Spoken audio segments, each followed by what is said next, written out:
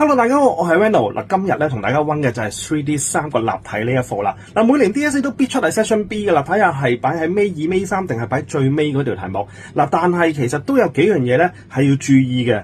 第一就係佢啲題目問你夾角嘅時候，你一定要溫熟就係點樣去揾夾角。嗱，喺我哋 DSE 其實有幾個唔同嘅版本啦，兩條線之間嘅夾角就應該最簡單嘅係咪？咁佢嗰隻交角就已經係啦。咁如果係一線一平面嘅夾角，你點樣揾到個垂直點咧？就係個關鍵啦。嗰條線將佢垂直落去個平面嘅時候咧，好多時都唔係佢本身預設俾你嘅一啲點嚟㗎。咁所以你就要喺個平面上面去加工，諗辦法揾翻你垂直落去嗰點同埋佢哋嘅相交點之間嘅距離，再運用 Sine Cosine Tangent。如果係兩塊平面嘅話咧，咁你就要揾翻佢哋嘅相交。有陣時唔係一點，而係一條線。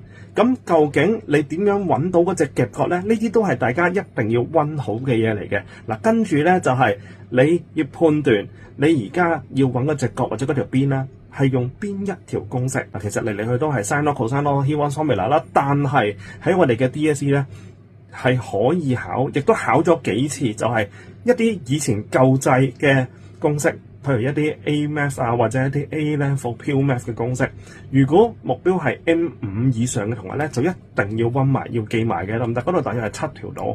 OK， 咁如果你話目標我諗住求合格嘅，咁嗰啲你就可能擺到後邊先啦。你主要係記熟咗就係 Sine law、Cosine law、Heat-1 formula，幾時咩情況之下用，咁樣咧就應該可以保到你一個合格嘅。OK， 而最後就要留意翻咧，喺我哋三個立體，如果佢最後一 part 咧，好多時都會 cross over 求積法 mensuration 嘅。